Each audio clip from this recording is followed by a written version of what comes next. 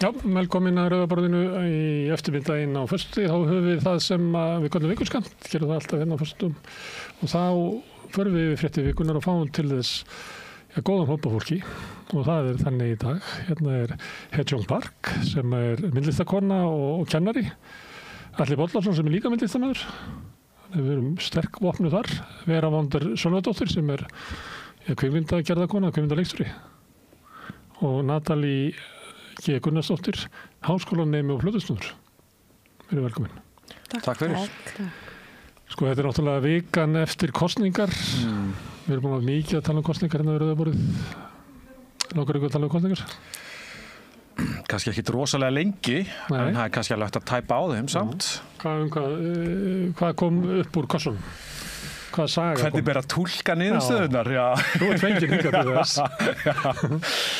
Sko, það kom náttúrulega bara sem kom og allavega fyrir mig sem að þá var náttúrulega bara leiðilegt að sjá hvernig þetta fór sem við getum kallað vinstra megin og minnst allt þetta tal sem í gangi núna þröskuldana gott og gilt og held að það sé verðmæt umræða en ég held líka að það sé alveg pláss til þess að taka meira höndum saman þeim megin bara það væri svona, við þurfum bara að praktisera smá svona real pólitík og þannig ég held að það sé líka mjög mikið virði í þeim samtölum. Þannig að það eitthvað sem að skipti mig allavega máli að ég hefur að hugsa eftir þessar kosningar. Hvað segir þú? Hvað segir þið hinn meira? Kosningarnar, varstu glöð? Já. Ég get alveg sagt að ég verið svona semi-glöð. Ég tók mjög meðvitað ákvörðun að fylgjast ekki með neinu. Það finnst mér þetta fyndið að vera búin í þennan þátt. Ég fylgdist bara ekkert með fyrir en bara á loka degi. Kosningarna? Já, bara fyrir geðheilsu mína, sko. Þetta var bara mjög meðvituð ákvörðun að bara loka. Fer pólitík illa með geðheilsu fólks? Já, örugglega. Man sýnist það stundum á svona þinginu að það verði eiginlega engin glaður á því að verða þingmaður. Einmitt, maður sér fólk bara eldast svona rosa hratt. Já, ekki eins og forseti Bandaríkjanna samt, nema Obama eldist mjög hratt, en Trump eldist ekki, en Biden eldist mjög hratt. Kannski á hann peninga til að sofa í formalínu, það getur verið. En það virkilega þannig að pólitísk umræða á Íslandi sé bara skaðleg? Ég bara þegar ég sá að vera að koma kosningar aftur, þá bara hugsaði ég, guð minn góður, ég nenni þess ekki í 1,5 mánuð, bara slökkti. Og ég er svo glöð að gera það, sjá ekki hvað ég sætt. Nei, það fyndi að tala þetta hefði verið svo snarpt, sko, en mér fannst þetta að vera mjög langt. 7 vikur. Já, mér fannst þetta að vera mjög langur tími. Þar áður var ríkisstjórnin allavega 2 ára að deyja. Hún var mjög lengi að deyja þessi ríkisstjórn. Mitt. Natalie, þú varst í prófum? Já, sem gerði það verkum að ég fylgdist alveg svaklega vel með. Ég fann bara allar stundir þá bara einhvern veginn... Allt frekar hann að læra? Eða svona, mér fannst alveg mjög gaman. Mér fannst gaman að fylgjast með því sem var í gangi núna í aðdraganda kosninganna og þessi kosningabaráttu og mér finnst svona áhugavert að sjá svona einhvern veginn hvernig bara umræðan var og já, og bara einhvern veginn allt sem gerðist, það gerðist rosalega mikið, það var alls konar mál alltaf að koma upp einhvern veginn og þetta var mikill hasar og ég er ánægð með ég er ekki ánægð með að bróðurpartinn af Reykjavík er ekki með fulltrúa á þingi, ég er ekki ánægð með það og mér finnst einhvern veginn að bara einhvern veginn út frá því öllu að því að við búum að nafnu til við fulltrúa lýðræði, þá finnst mér svona kannski spurning verðt að spyrja bara, þú veist, hvers konar lýðræði við búum við í dag þegar svona stór partur af bara allavega Reykjavíkubúum er ekki með fulltrúa á þingi fyrir sínum málefnum. Mér finnst það mjög alvarlegt mál þar. En ég er alveg mjög glöð að Samfylkingin hefði fengið svona stóra kosningu og það sé Samfylkingin sem að Kristrún Frostadóttir leiðir sem er umboð til að stíga inn og koma með eitthvað nýtt og það búið að gera grín að þessu plani en ég er bara mjög til í eitthvað plan af því að mér finnst allavega eins og þetta búið að vera undanfarið rosa unnið á rosa svona það er svona mikil skammsýni það er ekki verið að horfa langt fram í tíman þannig að við erum alltaf í viðbragði, við erum aldrei að plana og hún verðist vera komin fram að hugsa lengur en eitt kjörtímabil og fyrir mig er það allavega mjög gleðilegt og þá sé kannski einhver og ég allavega bind von, þú veist, einu sem ég hefur von ég vona að við séum að stefna í einhverja átt sem er jákvæð Hún með sko, náttúrulega Dagur B. hérna á lista líka og hann mögulega eini stjórnmálamæðurinn á þessari öld sem að hefur hugsað lengra heldur en í 4 ára fösum sko.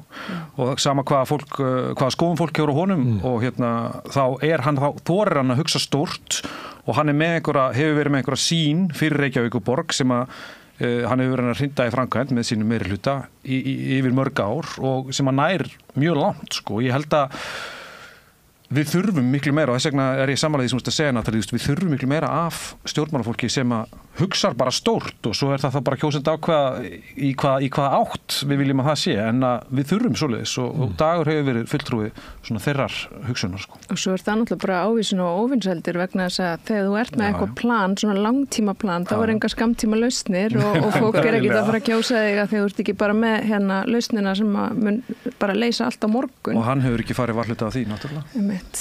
Mér finnst það líka skipta máli að þegar þessi stutt tímið að stjórnmálamenn að ræða endalaus málefni og þess átta það poppar út þessi fólk sem talar mannamálið.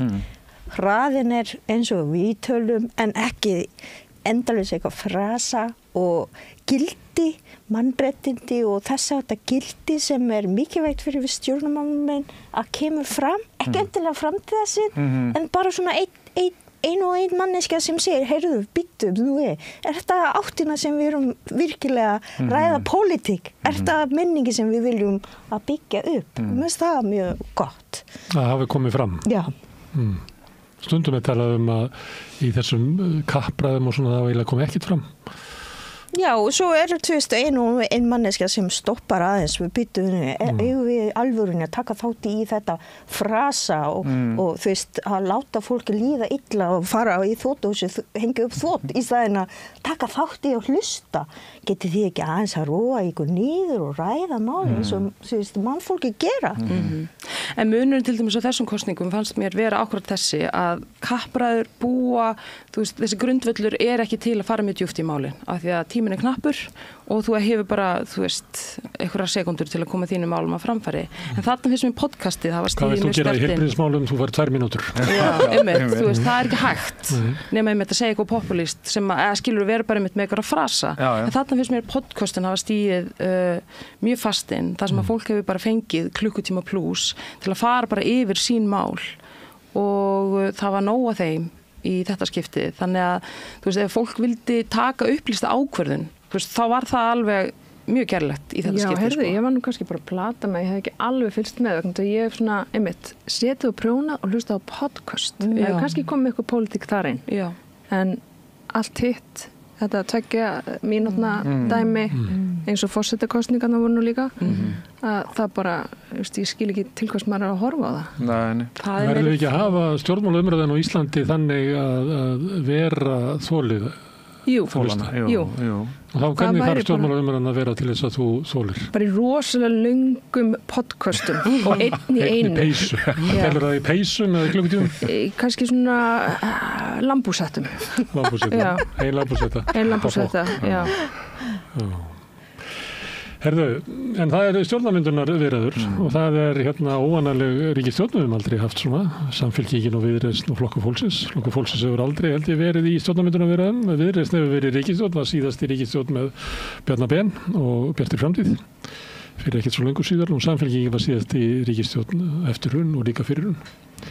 En þessi blanda hefur aldrei komið upp með svona eins og reyndar alltaf og þá fólk mjög jákvæmt svona upp af því eins og eðlilegt að vera að leggja stað og segja allir bara Guðs blessun. Já.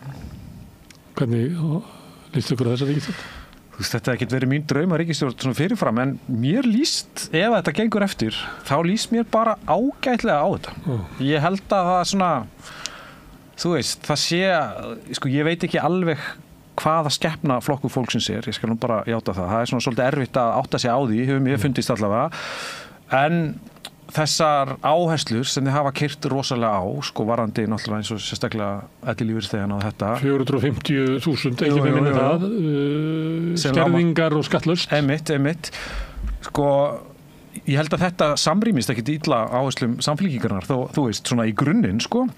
Og hérna og það þarf náttúrulega að fjármagna þetta og Samfylkingin talaði þú veist, til dæmis að hækka fjármagnstekjuskatta og breyta því sem þau keyrðu á í aðdraganda kosninga, þannig að þú veist, það ákveðin samhljómur þar og svo held ég að svona frjálslyndar áherslur Viðreisnar og Samfylkingar og það geta alveg fundist flötur þar, en svo bara getur þetta fólkunni saman. Ég held að ég á erfitt með að sjá sko, hvaða stór málefni getur staðið vegi fyrir þessu nema hreinlega bara Excel-skjalið verði eldrautt þegar Inga Sæland slæðir allar tölurnar. Sko. Og Viðreisn vill ekki hækka skatta. En hún fer samt í viðræður. Þeir voru með svona read my lips, við hækkum ekki skatta. Ja, en það er mjög erfitt að segja að vera harður í því og fara svo í stjórnarmynduna viðræður við Kristrúnu og Samfylkinguna sem að kyrðu beinleins á því í baráttunni. Hvernig líst ykkur á? Það tala svolítið þetta hluti af svona jákvæðnin að það sé svo frískandi að sjá 3 konur í stjórnarmyndunum. Það það, að mínum mati, mjög frískandi og alveg komið tími til. Engin með bindi? Engin með bindi, bara blússur og það bara flott. Og ég held að íslenska þjóðin og bara íslensk stjórnsýsla þurfi smá á því að halda að við fáum önnur vinnubrögð. Og önnur gildi kannski.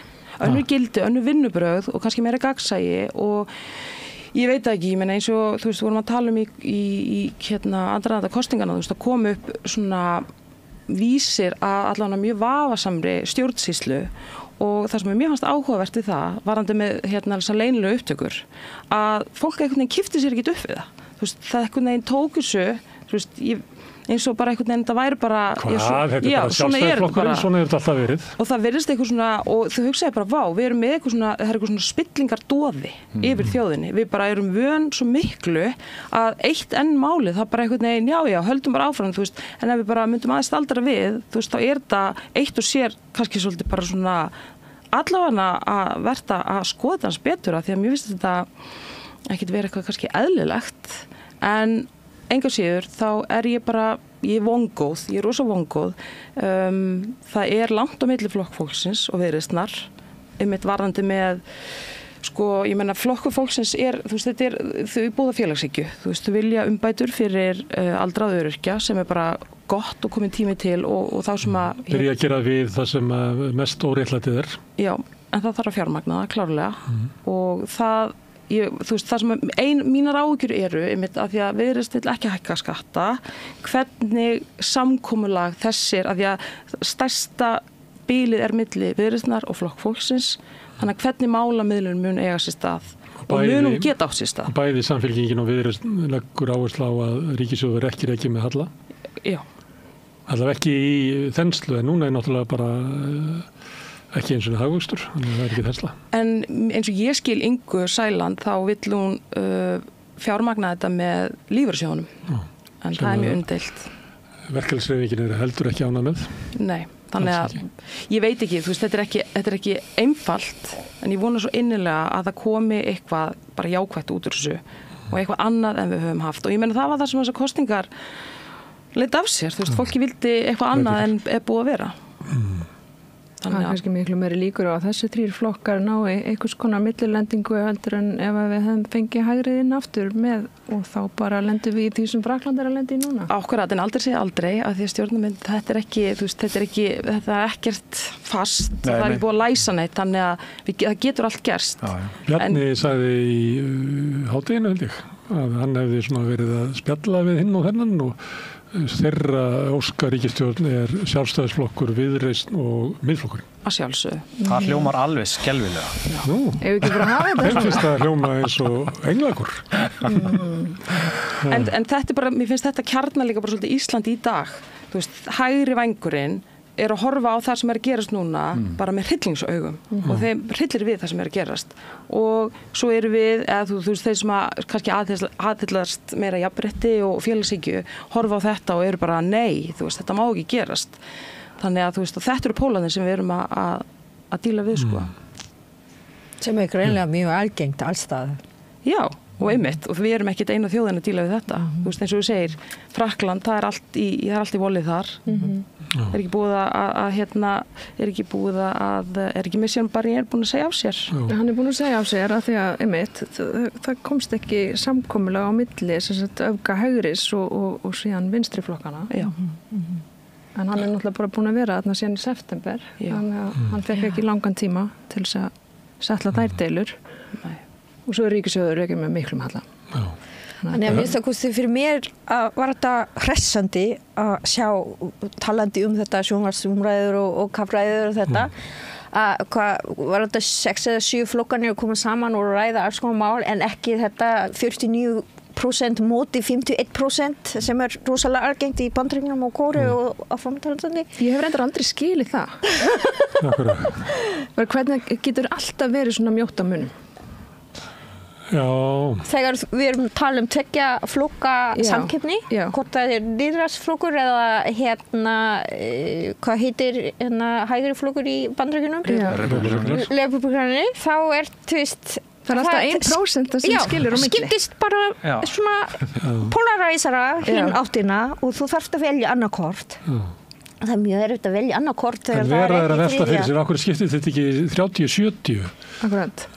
En ég held að ástæðan sé þessu, ef þú væri 30, að þá myndur þú sækja svolítið og reyna að auka fylgið þitt, þangað til þú kemur upp að þínum flokknum. Ég ætla að breyta stefnu minni nógu mikið til þess að hafa möguleika á meirihluta, án þess að tegja mig of langt. En getur þið verið tölfræðilega rétt að þetta sé alltaf þessi 1%? Ég velti því fyrir mér. Já. Þetta er kastað fram fyrir starffræðing og stjórnmálafræðinga til að velta fyrir sér. Sem ég er ekki. Það eru víðar sem að skiptist í fylkingar. Það er í Tælandi að þá fara menn í, ég held að gula og rauða jakka út á götu og slóst. Wow. Það kemur mjög reglulega átök á götum úti. Það er bara alvöru lýðræði. Það er alvöru lýðræði. Það er ekki tælismunga með bæði í gulum og rauðum. Gulum fötum og rauðum. Þeir eru þetta 1% sem er að í milli. Þeir reyndar geta verið ansi herskáir í pólitíkinni. Það verður stundum hissa hvað tæliskir munkar geta verið stutt í nefaginn hjá þeim. Herðu, en þið viljið ekki en svo er önnur ríkisstjórn sem að segjum að þetta gangi ekki með flokk fólksins og Viðreisn. Að þá kemur þið greina Samfylkingin, Sjálfstæðisflokkur og Viðreisn. Já.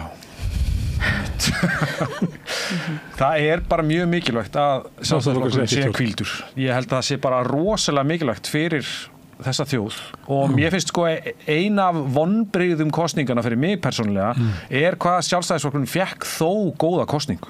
Ég meina 5. hver manneskja kaus Sjálfstæðisflokkin og mér finnst það mættu það mætti ekki allir. Það mættu bara 80%. 80%. Þannig að eru kannski Sjálfstæðismenn eru kannski svona 16,5%. Já, kannski, eitthvað svoleiðis.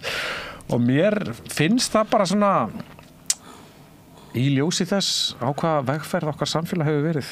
Bara ekki, ég á erfitt með að skilja það og einmitt kannski þess vegna finnst mér mjög mikilvægt að Sjálfstæðisflokkurinn sé hvíldur líka bara til þess að við getum bara aðeins fengið að upplifa þetta land ánans Ég held að það sé verði bara svona mjög góð tilbreyting og ég hef trúið að geta eitthvað mjög gott komið út úr því. Það er samt eitthvað sorglegt við það því að hann er búin að vera með okkur hérna og þú vilt fara til hans og segja að okkur lokka bara að lifa aðeins hérna án þín, kæri bróðir. Já, ég meina að hann fer bara í fylur og ég meina bara verður gaman að hlusta á Sjálfstæðisflokkin í stjórnarandstöðu. Já, þeir eru svolítið ákafir í stjórnarandstöðu eins og ef þið munið eftir stjórnarandstöðu Sjálfstæðisflokksins á móti ríkisstjórn Jóhönnu og Steingríms og mjög ákaf. Það voru náttúrulega mjög sérstakir tímar þá. Hann til dæmis fyrir mig, skiljiði, sem er fæddur undir lok síðustu aldar. Þú veist, ég væri bara mjög forvitin að heyra hvernig svona stjórn væri í ekki einhvers konar gjörsamlega mjög sérkennilegu árferði en svo náttúrulega er það bara alltaf eitthvað nýtt. Hvað heitir annarkvort COVID eða stríð í Úkraínu eða hvað þannig að maður veit ekki hvað er næst. Ég held að sé bara ekki gott fyrir einn hvað það heldur heilan stjórnmálaflokk að vera svona lengi við völd. Ég held að sé ekki gott að vera með völd svona lengi upp bara svona tengingu við bara jörðina og fólkið. Að ég held að sé bara út frá þeim sjónarmiðum. Þú veist, þau eru mörg, en bara út frá þeim þá held ég að væri mjög gott að hvíla þann flokk bara sem svona valdaflokk. Svoleiðis flokkar hafa verið að missa völdin. Hvað hét hann stofnanavæddi byltingaflokkurinn í Mexíkó er núna svipur þessum Kristilegi Demókratar í Ítalíu og fleira. Þannig það gæti gerst með Sjálfstæðisflokkin. En það eru pólitísku átök í þínu upprunalandi í Kóreu. Já. Þar svona valdaflokkur sem hefur búin að vera þaulsettin af völdum og með sína menn inn í allri stjórnsýslunni og dómskerfinu og hernum og bönkunum og svona valdaflokkur? Já, þá má segja það, en náttúrulega ástæðan þar aðeins flóknara í Kóreu vegna þessa kalda stríðs og Kóreu stríðs og hvernig Japanir yfirtóku landi og hvernig svo valdahópurinn misti ekki völd eftir að Kóreu urðu republik og framtalandi. Þannig að valdaklíkurnar sem voru við völd meðan að Japanir voru þarna, þeir heldur völdu sínum. Jöp. Þannig að það aðeins í flóknara. Hins vegar, þegar við erum að tala völd í Kóreu, þá þessi valdatengsl milli stjórnmálamenn eða stjórnmálaflokkana og fjölmiðla fyrst og fremst ástæða fyrir aðstandi hefur ekki batnað. Og við vorum að tala af hverju fólki 16% eða 20% að kjósa áfram sjálfstæðisflokkur og foreldri mínir til dæmis í Kóreu hefur aldrei kosið annan en þetta valdaflokk. Og það vegna þess að kynslóð og foreldri mína eina upplýsingar veitan fyrir þau dagblöðin og sjónvarpsfréttir og það völdur sem tengist við stjórnarmálaflokkana að mata onni fólki. En hins vegar það mikið tala varandi það sem gerast bara í síðustu viku Kóreu að stærsta ástæða fyrir fósettin tókst ekki þessi sjálfkúp var hermennir og menntaðir og upplýstir. Þannig að áður en þau fóru í Alþingishúsi var ekki sagt við þau eða þeim að hvert hermennir að fara en þegar hermennir voru spurði það Norður-Kóreu þá fengu þau mjög óskrift svör og svo þegar þau lendi með þyrluna þá var þetta Alþingishús beint framan og þeir voru ekki sammála. Við að stoppa alþingismennir að fara inn í Alþingishúsi og koma vekk fyrir þau að afgilda herlög, þá voru hermennir ekki mjög aggressíft. Við fólk, bara almenning sem var að koma vekk fyrir að hermennir ekki að stöðva alþingismenn og komast inn í þingsal. Þetta var stærsta ástæði fyrir þetta plön hjá fósetta tókst ekki. Þannig þeir hlustu í rauninni ekki á fósettan. Þeir í rauninni, þeir mættu en maður sá það í þessum vídeóum að það mjög lítil alvara. Nákvæmlega með þessu rísastór byssu, þau var ekkert að... Nei, það bara gert svona. Já, og þegar almenningin ítti hermenn, þau bara var ítaðir. En hver yfirmaður hersins? Hver sendi það á þinghúsið? Það herfóringjarnir eða forsetinn yfirmaður hersins? Getur hann... Forsetinn ráða yfir herrin. Okay. En herrlög sem hann setti í gang, samkvæmt stjórnarskrá, hann á réttindi á setja þetta lög í gangi þegar Kóreu að lenda í mjög bara líf eða dauða alvara stríðsástand. Og fólk í landinu, almenning og hermennir ekki sammála þessu. Og ástæða fyrir að herr og lögreglan tókst ekki bara útiloka Alþingishúsi var líka þessu það sem sagt lögreglustjóri yfir Sólborgina var ekki sammála lögreglustjóri landsins af því lögreglustjóri landsins vildi hlusta fósetta en ekki lögreglustjóri yfir borgsins. Þannig að það var líka ósamræði. Þannig að það þýðir ekkert núna fólki þarf að tala saman. Það þýðir ekkert þú veist, yfirmaður þinn og ég fósetti, þú hlusta. En þegar fósettin bara með klikka á hugmynd, þá fólki hlustar ekki á þetta. Hvort þessi hermennir eða lögreglumennir. Það sem hann hélt fram að meiri hluti þingsins sem að vildi ekki afgreiða, voru ekki fjárlög, eða nein lög sem hann lagði fram, að þetta væri handbendi Norður-Kóreu. Hann sagði það. Já, hann sagði það. Sko, stjórnarandstæðaflokkurinn sem meiri hluti þingsins hefur setja gang frumlög og samþykti frumlög til þess að fósettin skrifa undir. í Kóreu við erum með stjórnarkerfi eins og Ameríku. Við erum þingi sem aðskilinn frá forsetavaldi. Hins vegar, forsetinn hefur neitunarvald eins og ég er. Og hann hefur ekki skrifað undir lög sem Alþingi samþykkti í 2 ár 28 skipti. Koma vekk fyrir Alþingi að virki í landinu. Þannig að það ekkert, við erum tala COVID og það ekkert efnahagsstjórn af því að hann búinn að neita að skrifa undir. Og þetta spurning að hver hefur völd eða hver hefur ekki völd, heldur, þú ert forseti einhvers lands eða forsætisráðherra einhvers lands.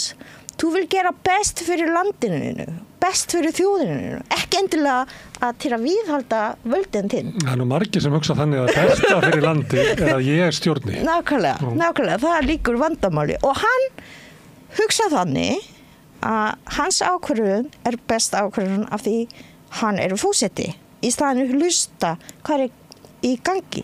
Þannig að þessi mjög skrítin ákvörðun herlög, fólk að giska, þetta koma frá YouTube. Hann sé bara fastur í einhverju echo chamber. Hann bara að hlusta þín eigin fólk, hans eigin fólk. Og kann ekki hlusta hvað hinir segja. Þar leiðandi það sem andstæðingflokkur að gera bara norðurkórist, eitthvað kommunist, eitthvað terrorist. Þannig að þetta sé rauninni bara samsæriskenningar sem hafi svolítið náð tökum á honum. Já. Það stórmerkilegt. En hann tilheyrir þessum svona valdaflokknum í... Já. Fyrir að þínir hafi kosið hann að mann. Já.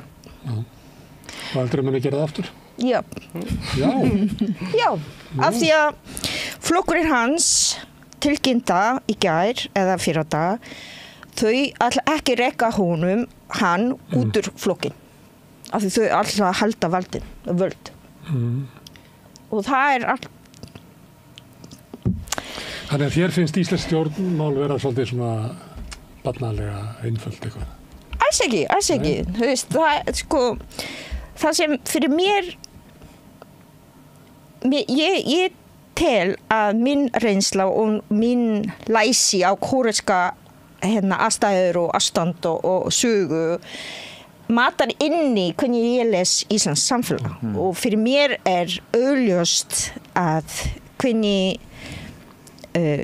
sjálfstæðisflokkur eða hægriflokkarnir að reyna að koma þetta neokapitalistu hugsunarhátt í alls konar í kerfi. Að einkavæða og læri skatt og áframhaldandi. Það svo augljóst fyrir mig að þeir kóru miklu undan í því samhengi. Og já, við vorum aðeins tala að aðkvæði mitt, ég á ekki alþingismenn inn í alþingihúsinu núna út af þessu kosningakerfi og allt þetta í rauninni tengt við hvernig við erum sjá í heiminn. Eins og hvað gerist í Bandaríkjunum og hvað að gerast í Kóreu og hvernig geta ákveðin stjórnmálamaður hegða sig svona án þess að skamma sig og þess átta.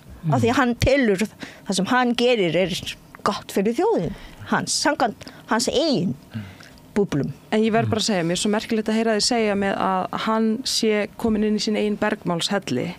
Og það bara vandamáli sem að heimurinn stendur frammi fyrir í dag út af samfélagsmiðlum og út af því hvernig sniðmátið á þessum samfélagsmiðlum þá þetta allt sér sniðið að okkar eigin og bara hugsunarhætti og þörfum og svo mögulega kannski bætti einhverju meira inn í þannig að það búið að búa til þessi bergmálshella sem búið að einhvern veginn svona ít okkur frá hvort öðru og það allir svona samfærður að ég hafi rétt fyrir mér og það einhvern veginn það er svo lítill möguleiki á einhverju samtali af því að það bara nei það ekki séns einhvern veginn að við getum náð einhverju svona samkomulagi af því að þú hefur bara rangt fyrir þér alveg bara 100% og ég trúi því alveg inn að bara merk og þetta ég smá ágjör af þessu. En þetta út af því að fólk svona eða verið að spila með fólk?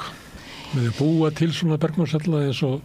Það verið að búa til þessu bergmálshella. Foreldrar þínir getur búið á Íslandi og lesið bara Moggann og kannski hort á RÚV og verið bara samfærður að það fær allt til fjandans ef að sjálfstæðisflokkurinn heldur ekki völdum. Já. Það þessi bergmálshellar að hafa bara mjög áberandi áhrif á bara lýðræðis samfélagi í heiminum í dag. Við erum bara að sjá það og þetta bara eina hættunum sem að skapast að mínum mati út frá notkun samfélagsmiðla af því að þetta svo sérsniðið og svo allt í einu bara festist inn í þeir eru beinlínis hannaðir þeir eru hannaðir þannig og þú veist þannig að það kom ekki mótrök við því sem að þú ert að halda fram með sem að þú ert að skoða sem svolítið hættulegt af því það einhvern veginn grunnur að lýðræði samfélagi að ólíkar skoðanir mætast og við rökræðum þær eða þá ég hlusta á þig ég kannski ekki endilega sammála þér en ég þú allavega að hlusta og ég ber virðingu fyrir þinni skoðun en það á einhverju undanhaldi og það að skapa eitthvað umhverfi sem að við erum ekki búin að sjá fyrir endanum og þetta allt svo nýtt. Þetta rosalega áhugavert af því þú farið í raun og aldrei að heyra hans skoðun inn í Bergmánshelli. Nei.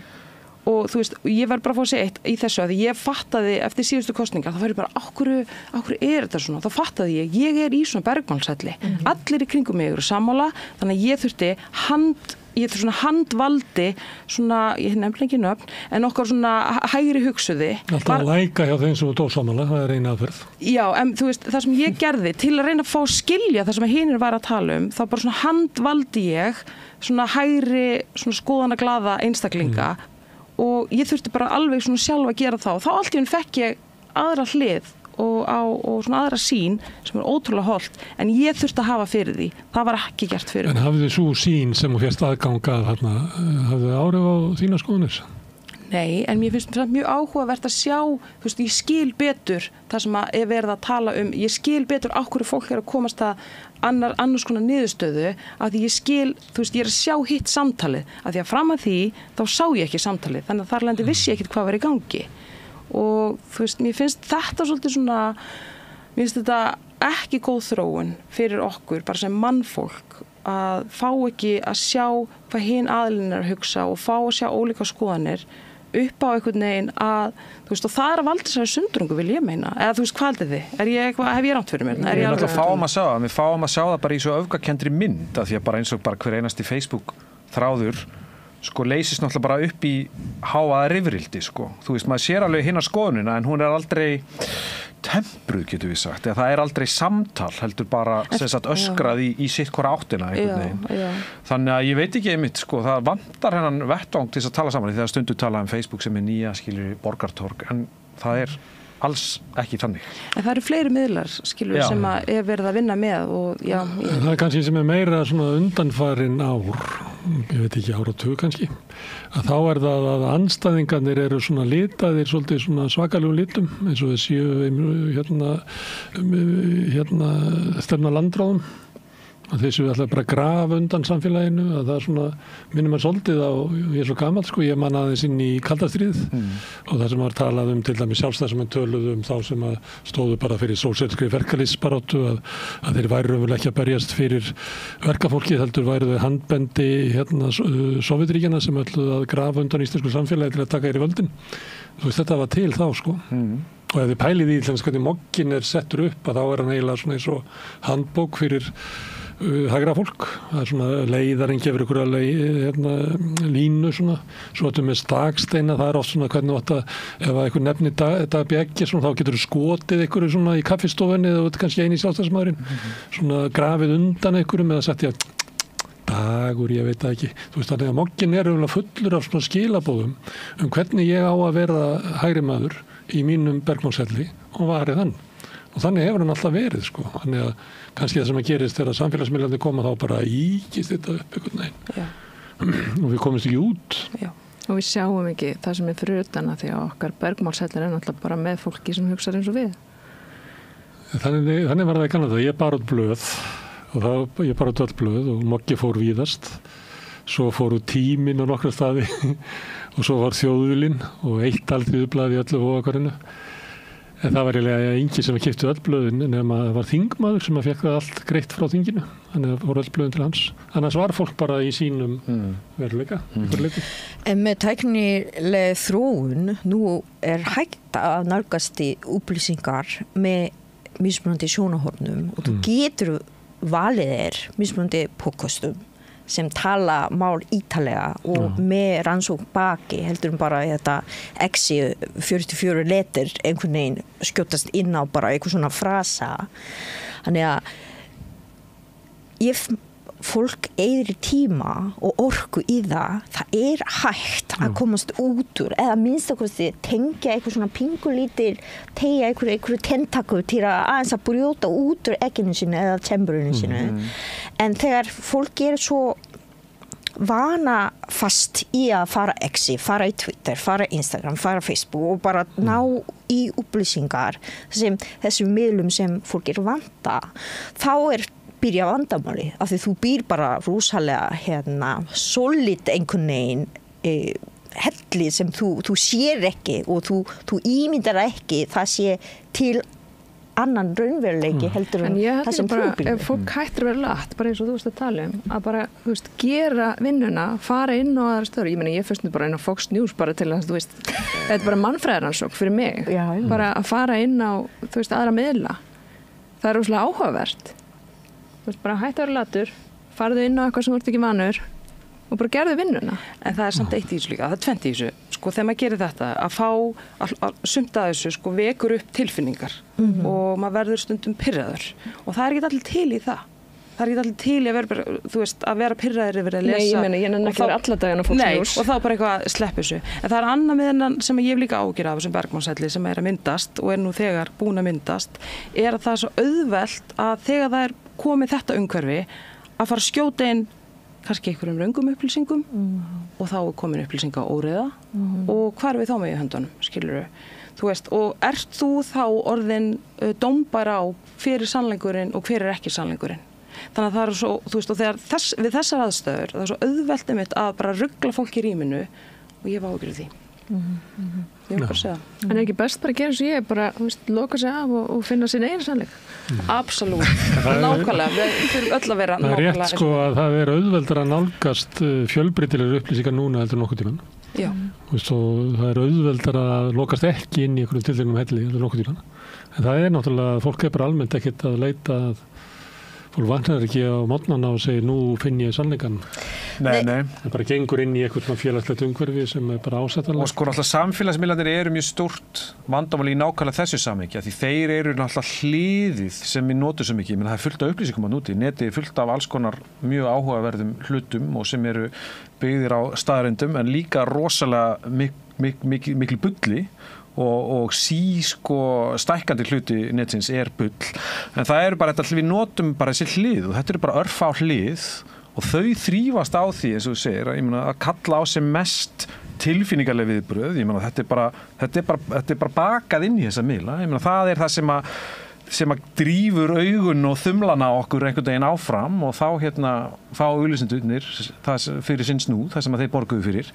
Þannig að ég er á því að samfélagsmiðlarnir þeir eru í rauninni þeim ekki viðbjargandi og ef að maður ætlar í einhverjar dýpri rannsóknir eða leita einhverjum dýpri í sannleika eins og við erum að tala hérna þá verður maður að gera það utan þeirrar formgerðar Ég sjá mjög áhugavert Vítals þætti í kjölfarið þessu hellu það kemur að hlutverki blaðafólks í þessu samhengi að það var blaðamaður sem nokkuð vel þekktur að eiga svona plattform að tala samfélagsmál og gagnrýni völd ríkisins og þess háttar.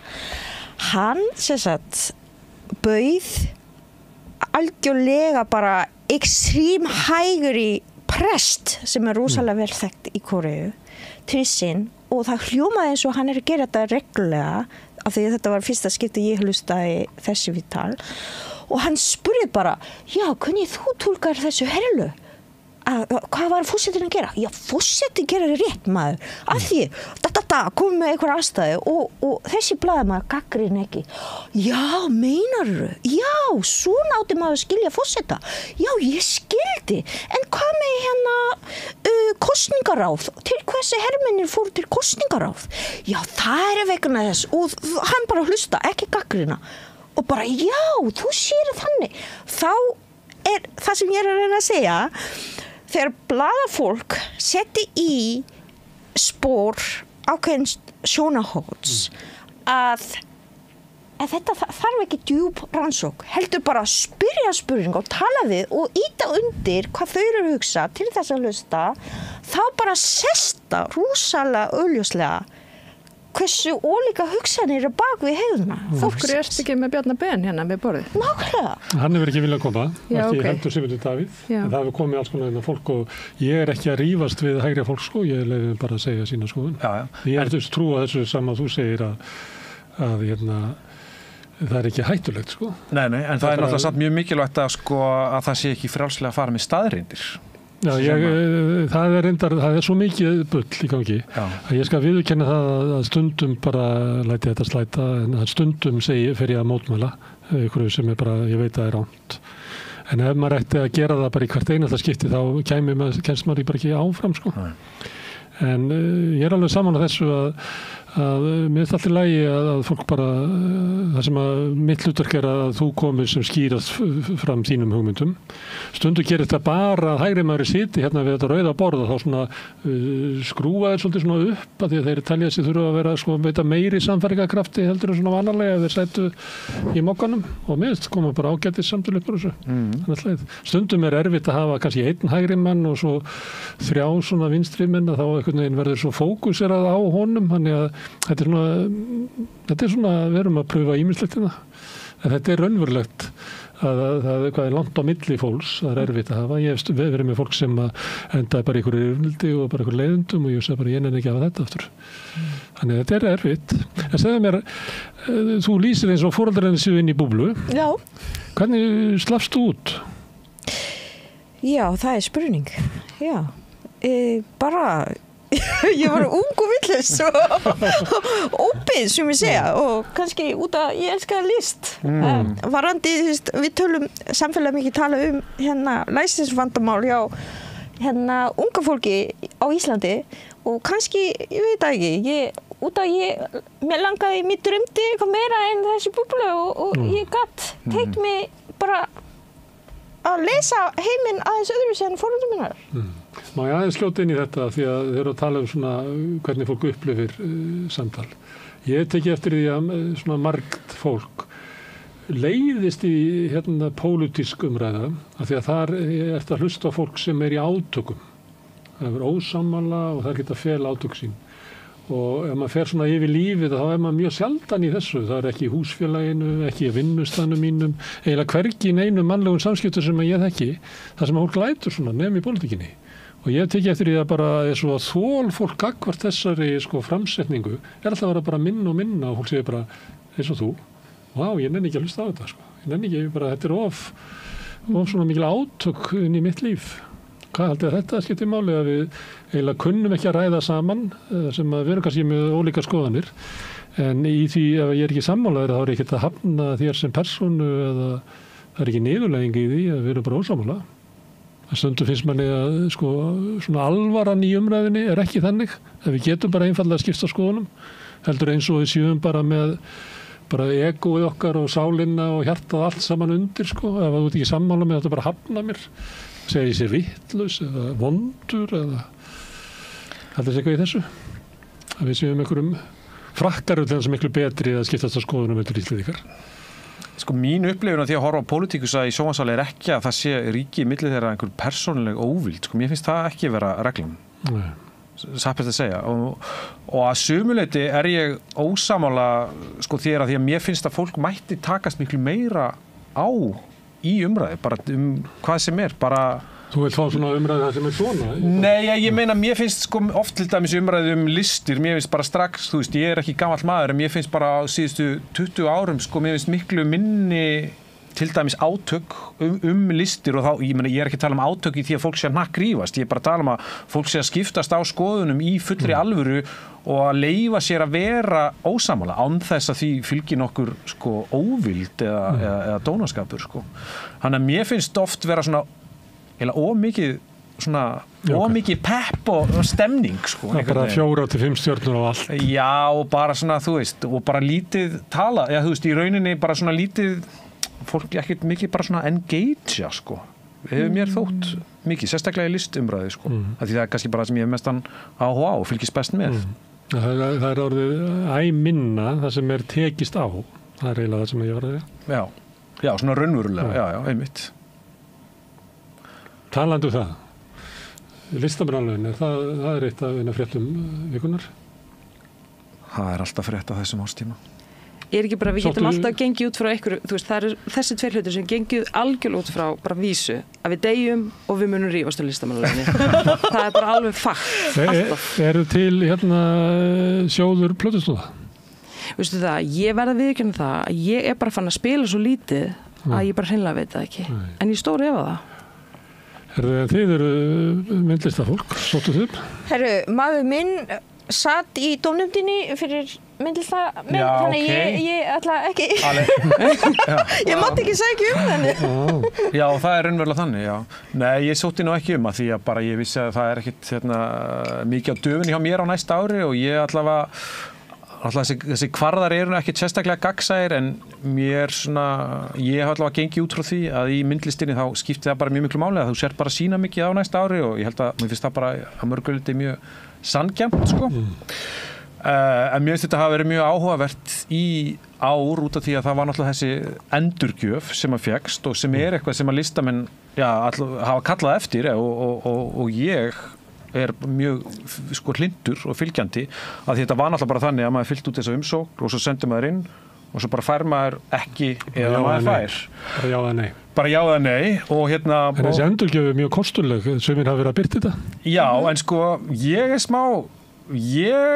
ekki alveg verið ég skil ekki alveg þá sem eru hvað æstastir yfir þessari endurgjöf. Í langflestum tilfellum þetta nú bara eitthvað svona mjög basic, bara peningur að búa inn eða þú veist, en svo fólk eitthvað voðalega reitt yfir því að standa eitthvað listrænt gildi ekki metið nægt, en hvað hélt fólk að nefndin væri að gera og þá fólk einhvern veginn að spyrja sig sko, akkur eitthvað stjórnvald að í rauninni að meta listrænt gildi en sko hélt fólk bara ef að allir sko formlegir þættir umsóknarna væru uppfylltir þá bara fengi maður sjálfkrafa. Ég meina, það bara x mánuður í pottinum og ég ger bara ráð fyrir því að það sé bara í lagi með flestar þessara umsókna og endanum þegar það þarf að vingsa úr þá ég gerði alltaf ráð fyrir því að þá væri nefndin að tala listræna þætti umsóknarinnar og þannig að ekkert í þessu kemur mér neitt óvart og það má bara vel vera að þessar nefndir hefði mátt vanda sig eitthvað meira og auðvita og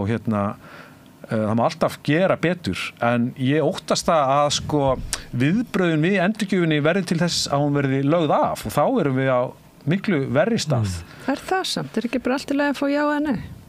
Ekki miklu betra samt að fá einhvers konar viðbröð við því hvað það Sko ég sá ekki þessar endurgjafir en þú veist það var ein endurgjöf sem að ég sá eða kom upp mitt á samfélagsmiðli og það var hjá konu, ég man ekki hver það var og að hún hefði átt svo slitróttan feril og þá eitthvað fauk í mig sko að því að mér finnst það eiginlega bara mjög eðlilegt sem listamaður að vera með slitróttan feril, ég tala nú ekki að það kona sko að hvernig áttu að vera ekki með slitróttan feril. Ég er alveg sammála því að sko ég á bara við að mér finnst mjög verðmætt að sjá inn í sko hugarheim nefndarinnar. En þetta náttúrulega bara, þetta huglegt mat. Allt sem að við kemur list huglegt mat. Þannig að þú þarft einhvern veginn, ég hef alveg setið í dómnefndum og slíkt og þú minnst það bara mjög erfitt. Þegar þú ert bara að meta, þú verður að reyna bara að gera það út frá þér og það er ekkert rökrétt við það. Nei. Og það er ekkert rökrétt við list. Þannig að þú á endanum ferðu já eða nei og þú veist, þetta er ekki persónlegt. Nei, nákvæmlega. Þannig að ég skil að fólk sé kannski, pínu sárt að sjá fram á að það get ekki stunda listina sína á næsta ári og það er bara mjög leiðilegt að fá nei, auðvitað. 100%. Og gaman að fá já. En það verður einhverju ákveð þetta og auðvitað verður alltaf átök þetta. Það verður alltaf átök þetta. Og líka gagnrýni, eða ekki? Jú, ég held að þetta var fyrsta sinn sem listamenn fekk umsóknir umsóknir sína og það bara sýnir sér að þetta dómnefndin eða Rannis þarf að fara mjög varkárleið til að búa til matskvarða og umsagnir samkvæmt mismunandi matskvarða með ítarlegustu varkáni þannig að það særi ekki fólki sem vil gera listina. og af því að þetta mjög sárt að fá neitun og talandi að vera listamaður með ferðir yfir 20 ár, þú fær endalaus neitun. Bara endalaust, það bara ferillinn, ef hann slitróttur allavega. En það sem maður náttúrulega ætti að gera að maður ætti náttúrulega bara að fá sko stíin sín tilbaka. Það átti bara þú fékkst 18 stig í þessu hérna og 18 í þessu og 20 í þessu og þröskuldur að þessi.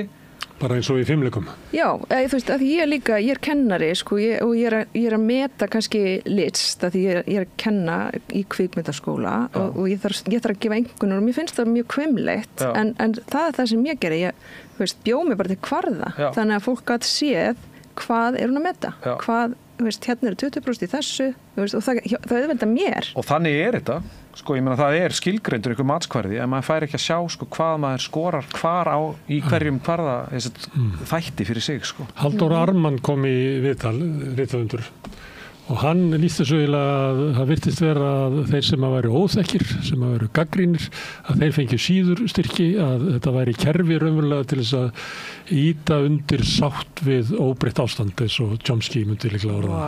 Hann vitnaði Chomsky. Ég ekki sammála þessu.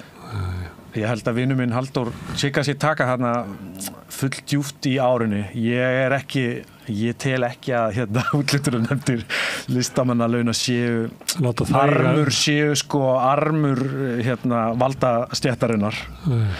En hins vegar, þú veist, kemur mér ofta óvart þegar maður skoðar þessa lista, þetta rosalega mikið náttúrulega sömu nöfnin og það bara þvert á greinarnar og sko í sjálfu sér væri það allt í lagi ef að það væri fleiri mánuður til umræða. Þetta náttúrulega rosalega erfitt umhverfi að vita ekki bara hvort maður hefur laun og þú veist á næsta ári og þetta svolítið skrýttum tíma líka þegar maður oft þótt í sko dagatalinu og þú veist maður að sækja þetta á haustin og þá væntanlega með það fyrir, já þú veist, mér þetta ekki sko stemma almennilega við hvernig sko veturinn til dæmis, en ég meina við berum okkur til dæmis bara saman við Svíþjóð, ég þekki ekki kerfið inn og út, en þar það þannig að sko þú færð laun, sko til að byrja með sem ungulistamaður, það kannski 3 mánuðir eða 6 mánuðir, ég veit það ekki, en svo sem sagt ef að þú í rauninni skilar þínu, sem þá auðvitað, huglægt mat, ég meina á endanum það bara þannig að þú ert að fá 5 ára laun í einu, sko.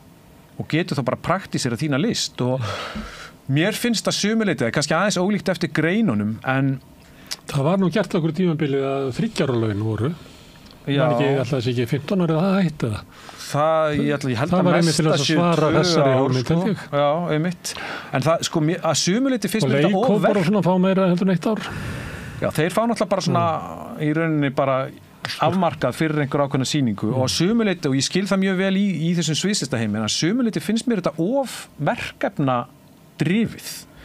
Sko, ég held að væri miklu áhugaverðara að sko listamenn sem að hafa sanna sig og það endalaust þetta rífast hvernig það nákvæmlega gert, en að þeim sé það bara treyst til þess að stunda sína list í rauninni burt sér frá því hvort að það búið að það sé nákvæmlega þessi sýning í þessu galleri eða þú veist, akkurat þessi bók, en ég meina til dæmis ég veit það ekki, ég veit ekki hvernig nefndirnar hugsa, ég hef ekki sitt í þessari nefnd, ég hef sitt í öðrum nefndum, en maður hugsa til dæmis einhvern eins og Andra Snæ Magnason sem að bara svona ákveðin þjóðagersemi að mörgu leyti, en ekkert mjög próduktífur rithöfundur en fær mjög reglulega úr þessum sjóði og það bara frábært, en sko, ég veit ekki nákvæmlega hvað ég segi, ég bara segja það eins og það sé ekki sko, mér finnst ekki eins og sé alltaf samfella í því hvernig þessu veit út, af því það virðist sem að hann sé að fá þetta bara fyrir að vera listamaður sem eitthvað sem ég styð, en það virðist að margir aðrir þurfa að vera að vinna að mjög afmörkuðum verkefnum. Þannig að nefndirnar eru kannski að gera margt, við getum útlutað þessu á þessu fórsetum og þessu fórsetum og það alltaf lægið að þau nógan pening, en svo ekki nógan pening, þannig að það verður ósamræmi. Þá verður ósamræmi og þá verður bara betra að vita fyrirfram hvaða nálgun að taka, hvaða fleig að taka inn í umræðuna, en það alltaf svolítið svona ógagnsætt. Sko vandamáli continuity varðandi hver fá hvað. Mér finnst það Rannis á hlutverki hér af því að fólk sem situr í dómnefnd má ekki sitja nema 2 ár í röð. Já. Og kannski þarf líða ákveðin tíma til að sitja aftur í dómnefndinni, en það engin samræmi milli ára eða áratuga að Rannís hefur ekki gert vinnuna sína að segja samkvæmt okkar rannsók eða okkar data sýnir 30% listamannalaun fer til ung listafólk sem að byrja að ferli sitt. Það var einhver hækkun núna fyrir nýliða í fögunum, að ég held, þó ég veit ekki alveg nákvæmlega. Það stóð til að hafa sérstakann sjóð fyrir yngra fólk, en það var ákveðið að gera það svona frekar. Einhver eyrnamerkt prósenta. Upplýsingar flæði varandi þetta ekki mjög öflugt. Það ekki til mikið gögn þetta. Nákvæmlega. Að þarf að vinna að því að búa til gögn að sýna hversu mörgu prósent af 50 plus, 60 plus listafólk að fá listamannalaun. Og hvernig það spilast með eftirlaun listamanna sem eiga við listirinn sína alla ævi og svo fá einhverju eftirlaun sem skerða lífeyri sitt og eitthvað svoleiðis.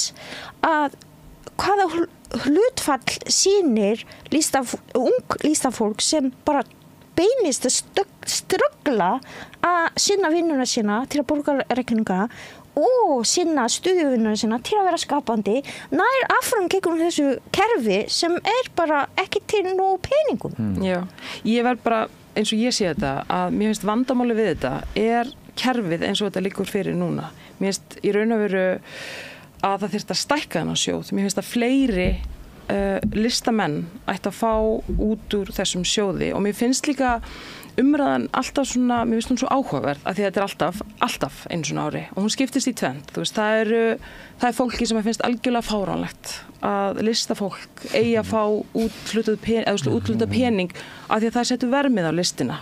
Bara ef þú ætlar að fara út í þetta fag, þú veist, þá verður þú bara að geta unnið fyrir þér, ungi maður, eða hvernig svo sem það fer, en í staðinn fyrir að átta sig á því að það er verið að skapa menningu, það er verið að skapa menningararf og einhvern veginn sjá þetta í aðeins víðara samhengi, þú veist, það er þessi umræða. Og svo finnst mér líka bara algjörlega galið að þú veist, þetta er hámenntað fólk, þetta er fólk sem þú veist, háskólamenntað, búið að leggja ótrúlega mikið á sig og líka bara einhvern veginn það að, þú veist, bara að hafa tekið það ákvörðun að lifa bara þú veist, með eigin samfæringu og bara ég ætla bara að gera það sem að þú veist, mitt hjarta segir mér að gera og fer einhvern veginn þennan veg að þetta sé einhvern veginn umhverfið sem að það einhvern veginn að þú veist, fá pening út úr og það á hverju einasta ári gagnrýni fyrir það. Mér finnst persónlega að það mætti taka pening af stjórnarflokkunum, minnka gjöld, eða minnka fjárútlát til stjórnarflokkana og setja yfir í menningu og listir. Sko, á hverju fólk til dæmis ekki að mótmæla því á hverju einasta ári þegar eru úthlutað 20 milljóna króna til stóru flokkana fyrir eftir hversu mikil atkvæði þú fær, hversu mikil pening þú fær. Á hverju ekki vera að mótmæla því? Á hverju að vera að mótmæla þessum launum? Þá að stækka hann hópa mínum mati, það er fleira fá og gefa fleirum tækifæri á að vinna í sinni list af því við erum svo fá. Þú veist, þannig að það er ekki tækt, þú veist, við erum ekki með umhverfi fyrir okkar listafólk til að geta unnið almennilega og skapa peninga því við erum svo fá, þannig að bara stækka hana hóp, láta þetta fólk fá meira pening og bara, þú veist, horfum á þetta í réttu samhengi. Og hætta að smána þessa listamenn sem að mér langar bara til þess að rósa fyrir hugrekki og fyrir að hafa bara valið þessa vegferð sem er alls ekki auðveld. Nákvæmlega. Og bara ekki gera þeim það að sko þessa holskeplu á hverju ári að segja þeim að fara að drullast til að fá sér vinnu. Þetta er bara svo þreytt að ég nenni ekki að tala um það. En er það svo víða sem er rætt um það? Það er þessi hlýðar. Er Jakob Bjarnar búið með greinina sína? Mögulega ekki, þú veist það er föstudagur, við vitum ekki, við erum hérna inni. En þú veist, innan menningageirans, þá er þetta, þú veist, auðvitað er fólk svegt að fá ekki pening til að geta starfað við sína list og þar að leiðandi sem er ekki háar upphæðir sem er ekki með háar upphæðir og þá þar að leiðandi þarf að fara að vinna eitthvað annað og þar að leiðandi verður ferillinn slitróttur, skilur þú veist, þetta er hringrásinn í staðinn fyrir að bara að þú veist í alvörinni og sérstaklega á Íslandi þar sem að sko við eigum listamenn sem eru sko hvað eru búin að gera mikið fyrir íslensku þjóðina og bara okkar einmitt arfleið og menningu, þetta er bara það er ruglað við skulum vera að tala að þetta ekki verið til. Algjörlega, og ég meina, er það ekki þetta sem að mótar þjóðarsálina? Þetta er eina ástæðan fyrir því að það nennir ykkur að búa hérna, sko. Í rauninni, til einhver tíma litið. Og sundlega. Já, en þú veist, mér finnst bara að það þurfa að gefa íslenskri menningu meira vægi og íslenskum listamönnum meira vægi. Í staðin fyrir alltaf að tala þetta eins og þetta séu einhvers konar, sko, að þau séu að biðja ölmusu.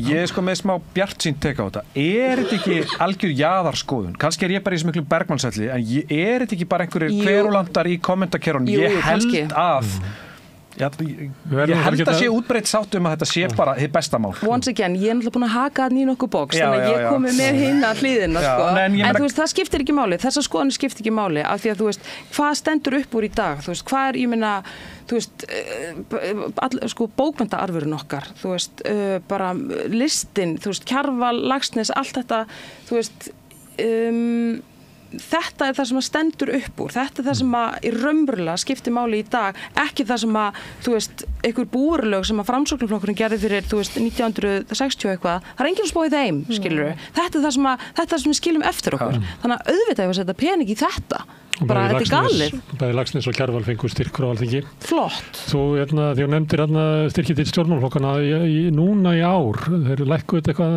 fyrir næsta ár, var það 692 milljónir. Nákvæmlega. En öll listamannalaunum rétt slefið yfir 800, þannig að þetta er eiginlega... Já, einmitt. Þannig við gætum í raun og bara næstu í tvöfaldaðan að sjóa. Ég segi bara... Þetta er frábær hugmynd, Natalie. Nei, þetta er mjög leiðilegt að listamenn þurfa að verða sko einhverjum andlitum fyrir óráðsíu ríkisbáksins. Þetta er mjög ósangjarnt og eins og segir og í rauninni vanþakklæti. Þetta er vanþakklæti, þú veist, þetta er okkar framlínuverðir sem að skapa menningararfinn og það bara bera virðingu fyrir því. Ég ætla aðeins að skjóta inn einu til viðbótar í sambandi við óþekkt og þessi listamannalaun. Ásmundur Ásmundsson, myndlistarmaður sem býr núna út í Noregi, hann skrifaði líka á Facebook og hann taldi upp hvað hann hefði gert á þessu 28 árum sem eru liðin frá því að hann kláraði myndlistarnám. Og hann fekk bara byrjaði að fá listamannalaun árið 2000 og frá til 2009 fekk hann samtals í 5,5 ár. En 2009 þá datt hann eiginlega út úr svona náðinni og það er mikil átök alltaf í kringum Ásmund og síðan hefur hann fengið samtals 9 mánuði. Og hann fær hann er einn af þessu sem eru að birta rökstuðning launanefndar í ár kemur fram að ég sé kraftmikill og áhugaverður listamaður sem enginn efast og eigi mér vissulega endurkomu á íslenskan myndlistarvettvang. Og hann er að spyrja að byrja hvað þýðir þetta? Fæ ég þá styrk ef ég verið stiltur, spyr hann. Að Vignei, sem sagt. Að Vignei, já, enn einu sinni. Hann er ekki verið að vísa til þess að hann sé búsettur í Noregi, eða hvað? Nei, ég held að það skilja ekki múlega. Hvað voru margir sem að sótt að því að þú veist, að því að þessi endurgjöf... Þetta er aldrei nema 25% eitthvað sem fá. Ég er bara alltaf haldið að geti verið. En þetta svar er svolítið gervigrindalegt. Getur verið að gervigrindin hafi verið að með þessa endurgjöf í ár? Það voru einhverjir sem voru með þær. Þetta er svolítið gervigrindalegt svar, ég veit það ekki. Haldið það sé þannig að það ráði inn í þessum litla heim sem Íslandi er og innum litla listaheimi sem Ísland er með að það sé svona, að þú þurfir svolítið að vera í náðinu, þetta sé svolítið vinsælu krakkaklíkan að útluta hver annari. Ég held að það sé alveg rétt. Ég held að varandi þetta sem eins og Halldór var að segja, ég held að skipti máli að auðvitað er einhverju sem eru í náðinu og það eru klíkur, ég held að það sé bara alveg augljóst. En ég held að þessar klíkur hafi ekki mikil tengsl endilega við stjórnmálastéttina. Og ég get sagt það, á Íslandi er ekki til margar sýningarrými og það er ekki hægt að sýna, það er ekki til galleri eða bara artist run space. Og þú þarft að vera innan vinahóps til þess að búa til samsýningar og búa til sýningar í einhverju húsi sem er ekki kannski galleri og þess átta. Og þannig ung listafólk að safna saman ferill inn í listamannaferilið sitt og þessi okkur vinskapurinn er svo mikilvægt og líka listamennir eru vinir og tala endilega listir og sína sköpunarverki og þetta er fólki sem skilur mig. Auðvitað maður öðlast ákveðin empowerment í þessu en það er ekki hægt að segja þetta sé beint tengsl við úthlutun hins vegar af því að að maður sér sömu nöfn aftur og spyrir maður hvort það sé hollt fyrir íslensku menningu að bara þessi mjög fáir útvalda listamennir fá aftur tækifæri að sína af því þau hefur sannað sig, þau hefur skapað sína einn tækifæri gegnum vinum sínum og vinnuna.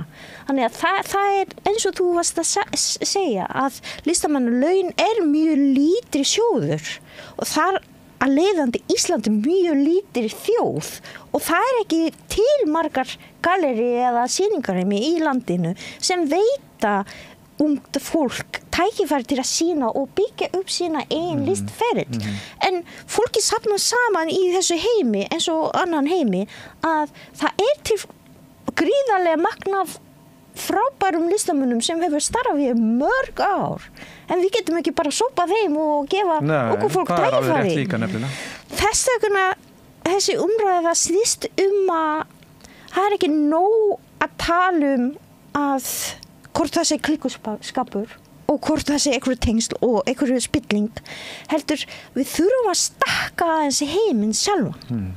Með sjóðin og tækifærum sem listamönnum getur sótt og sinnt og vinna. Af því það ekki til grundvöllu til þess að vinna. Endalaus vinna í stúdíu þú fær aldrei listamannalaun. Ég hef aldrei fengið listamannalaun. Bæði út að ég var út í Bretlandi og Kóreu og starfa sem listamaður. Og svo þegar ég kem tilbaka það vantar þessi tengsl. Ég þarf að sýna mig einhverjum. Ég get ekki vera bara ég eitt að sýna einhvers staðar. Það ekki nóg, af því potturinn svo lítil, þú fær aldrei laun með það. Nei. Þess vegna þessi vinskapur mikilvægt. Þannig að 5,5 ár, það vel gert og því miður. Og líka að eyrnamerkja einmitt hluta af þessari uppað nýliðun, mér finnst það bara mikilvægt að það sé gert. Þannig að nýtt fólk komist inn. Eitthvað virðing eða eitthvað vexend sem þeir þá sem 67 ára eldri og ég dundaði mér nú við að reikna það út.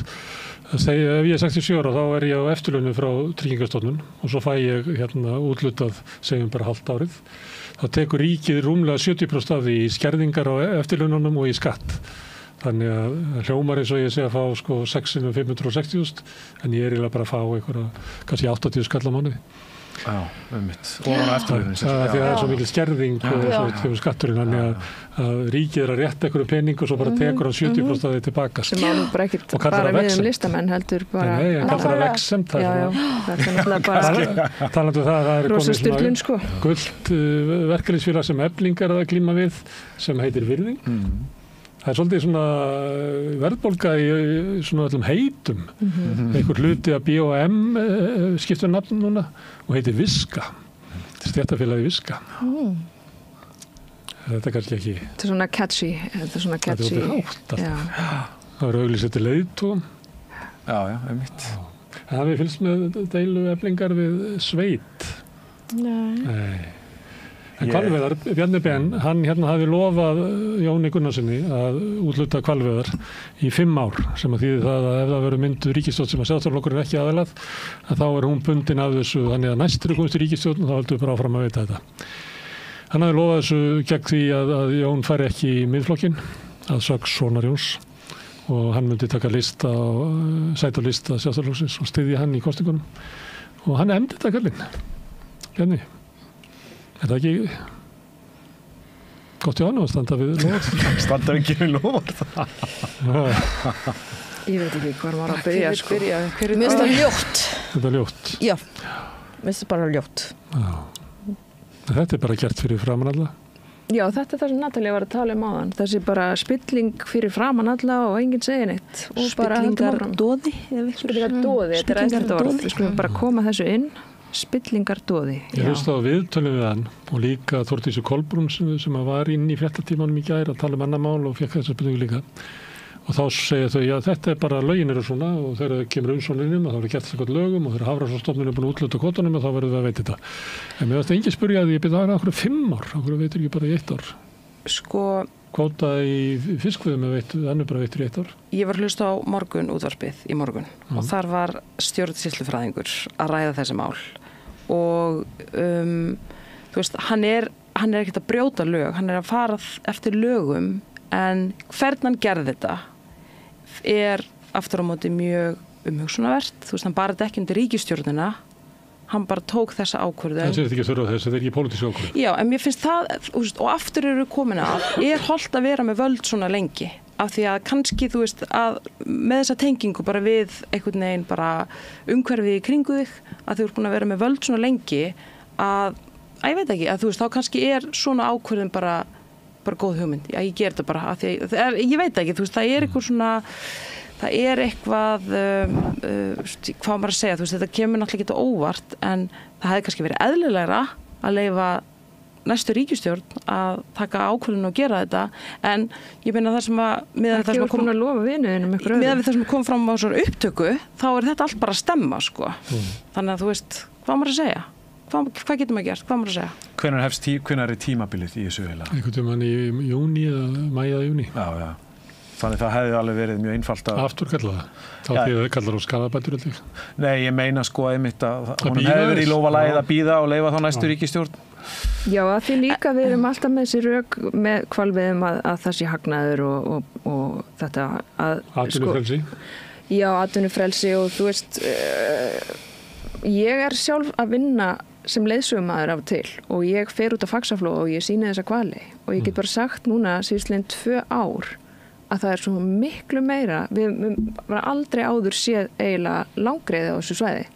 Þeir eru komnir aftur. Það bara rosalega gott mál. Við erum með fulltarhefnu og við erum með fullt af hnúfubak.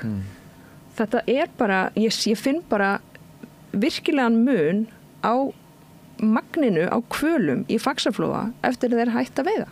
Já. Og þetta bara, þú veist, þetta bara, ég sé þetta með augunum.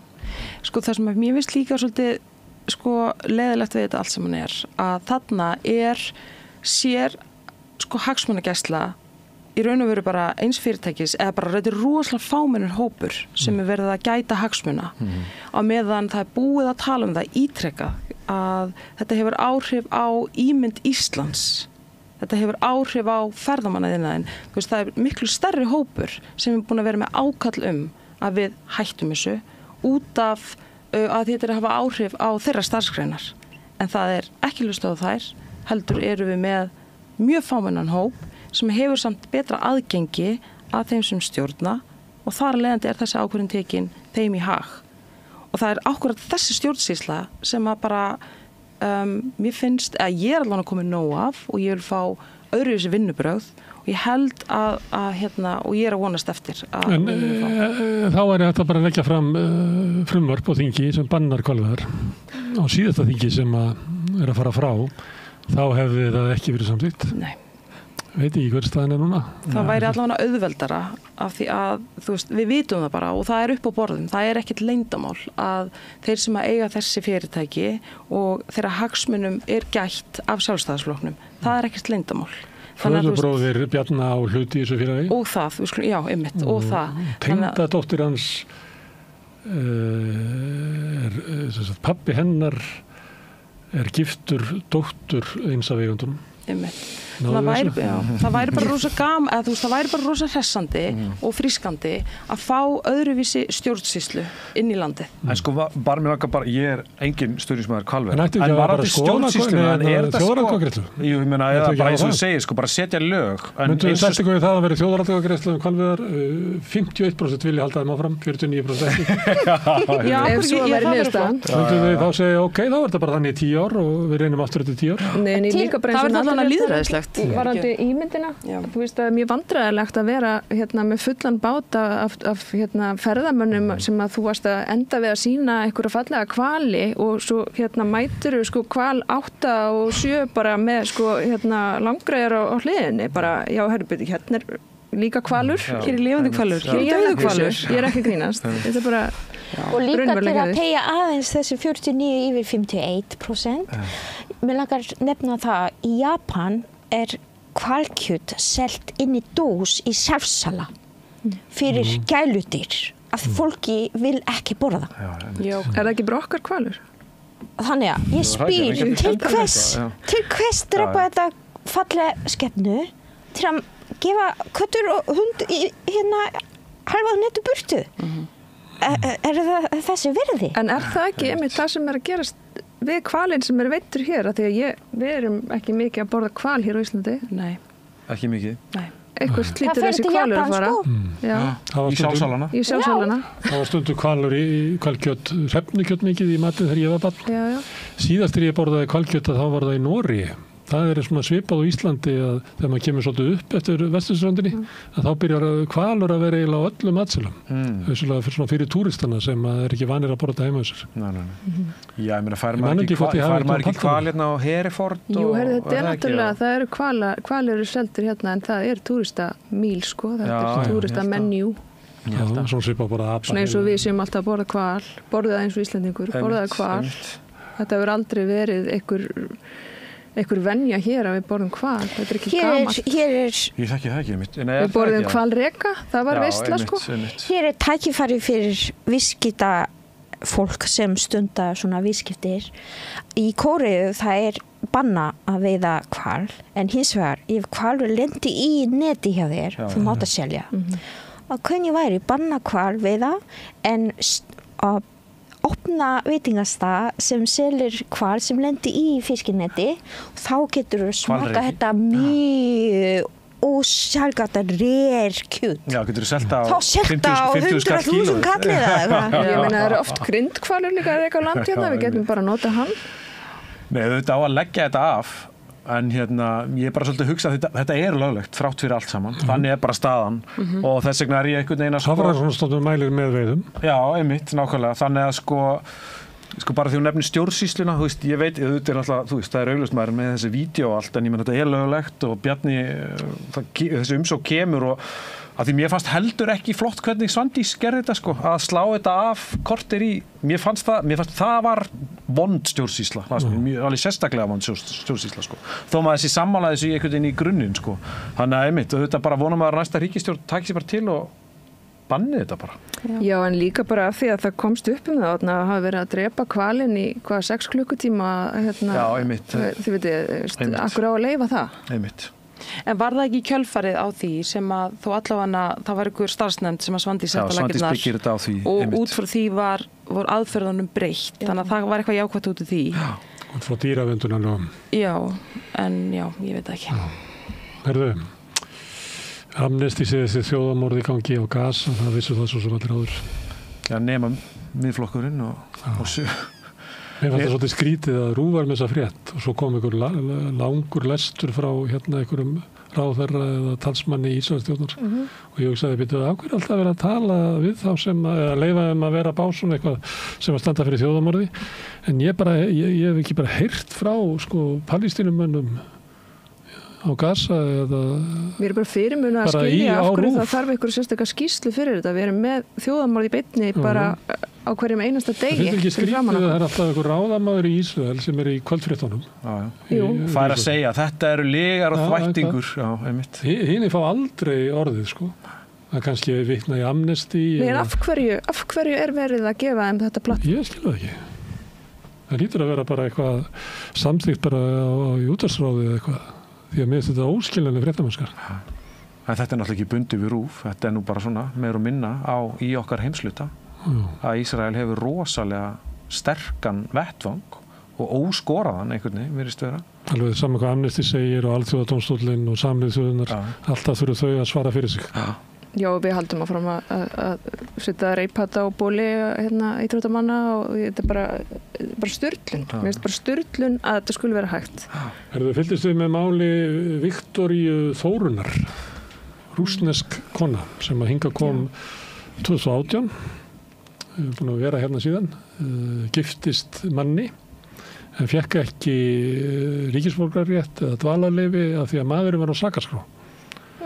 Þetta var ofbeldismaður sem hún flúði og síðan er hún búin að búa með hjá mæðgum, dóttirinn kom hérna Alma og ræddi við mig í 5 ár og svo var hún sótt og farið með hann á Hverfisgötu og flogið með hann til Georgíu. Bíblísi og hún fekk ekki að taka með þessu tösku, var með ykkur örfáar íslenska krónur og farsíma. Það er rosalega erfitt að skilja lógíkina hér. Manni er bara gjössalega fyrirmuna að skilja það. Það bara svo augljóst að ef fólk hefur búið sér líf hér þá á það bara að hafa rétt á því að vera hér. En hún hefur ekki fengið það því hún fekk aldrei dvalarleyfi, fekk ekki atvinnuleyfi, þannig að hún lýsti því nú vinkonunnar að hún hefði svona hörnað svolítið við þetta að vera í svona mikill einangrun og svona endalausa ótta þurfti að tilkynna sig 5 sinnum í viku til lögreglunar í Hafnarfirði sem vissi aldrei að hverju var að koma eitthvað neginn. Það er líka eitt sem ég skil ekki, að hverju fær hún ekki landvistarleyfi eða ríkisborgararétt af því að maðurinn er á sakaskrá. Það er það sem ég skil ekki heldur. Ber hún einhverja sök á hans sakavottorði? Það finnst mér voða skrítið. Þá er það líklega efast að þetta sé löglegt hjónaband heldur sé þetta tilbúningur. Ég veit það ekki. Það með þetta ekki fara nú víða þessi frétt, heyrðu þið að þessu það? Nei, bara því að þú nefndir þetta sem ég sá þetta sko. Já, ég vissi ekki að þessum að þú bentir á þetta. Þetta verða nefnilega stór frétt. Já, þetta er það. Þetta er bara hrikalegt sko. Og fréttin er náttúrulega líka svo bara hvers konar aðferðum er beitt við að koma fólki úr landi þetta. Við erum bara búin að sjá þetta svo oft núna og bara síðasta stóra drama var náttúrulega Jarsan bara tekin af sjúkrahúsi og bara keyrði burt og bless. Er það í lagi? Er verið í lagi bara mannúðar, sko, ég veit ekki, hvað er samkenndin? Mér finnst þetta svo erfitt. Mér finnst þetta svo erfitt, þetta búið að vera svo lengi og ég bara, þú veist, ég var svo leið. Þetta er mjög reið. Já, ég skil þetta ekki með sko atvinnuleyfið. Af hverju það er svona svakalega erfitt að gefa út þessi atvinnuleyfi og af hverju fólk virðist forðast það í lengstu lög. Sko, ég get alveg skilið að þú veist, ég get alveg skilið að fólk vil ekki hafa hér einhverja fólk í þúsundum saman á sósíalum. Ég skil alveg þessa lógík. Þetta er alveg hugmynd sem ég get skilið. En fólk sem kemur hér og bara, þú veist, og ef því ég gefið tækifæri að vinna og það gengur og það bara helst getur bara unnið og gefið til samfélagsins, þá bara skil ég ekki lógíkina. Því það væri svo, það er svo auðvelt sko að ef maður þarf að vera að vingsa svona úr, það er svo auðvelt að gera það bara með því að gefa fólki tækifæri á að vinna og ef allt gengur, þá bara verður velkomin sko. Já, nú í dag kom þessi frétt þessar sýrlensku stúlku sem á að senda úr landi sem er sko framúrskarandi Íslending. Framúrskarandi Íslending, búin að fá verðlaun fyrir það en þá að senda hana á landibrott. Ég hef engin slík verðlaun fengið en samt hvað ég að vera. Ég mitt. Sko ég hef gegnum alla þetta ferill að fá dvalarleyfi, atvinnuleyfi, framlengja þetta og ár eftir ár og þess átta og fara í próf og sækja íslensku, sækja þjóðinni og réttindi, allt þetta. Það finnst mjög leitt að heyra hvernig kerfi gerir ekki grein fyrir hvernig er að vera í ofbeldisfullan samband. Hún er búin að, sjálfstrausti hennar er ekki til staðar til að komast burt frá þessu sambandi, til að sækja dvalarleyfi sem einstakling, ekki sem sem maki. Og talandi atvinnuleyfiskerfi, það er nú erfitt fyrir útlendingar sem komið frá utan Evrópusambandi að sækja atvinnuleyfi, af því þú ert ekki sækja atvinnuleyfi, heldur þú þarf að þekkja alla sem sækir atvinnuleyfi fyrir mig. Þú ætla að gefa mér laun og við erum búin að semja og þú ert að sækja fyrir mig og ég treysti þér. Þessi treyst þarf að vera og þú þarf að basically þekkja eitthvað innan kerfis til að fá atvinnuleyfi og greinilega hún hafði ekki þessi tengsl, ekki þetta network, það er líka kallað öryggisnet, annan en þessi ofbeldismaður og mér finnst það ógeðslegt að heyra að kerfi gerir ekki grein fyrir í hvaða ástandi hún var í og með sérstaklega maka. Þannig að þetta er mjög leiðilegt mál. Þetta er bara mjög ljótt. Nú eru harðnað svona umræðan útlendinga og hælislendur. Hefur það, hvernig slær það þig sem lítur ekki út fyrir að vera úr dölunum?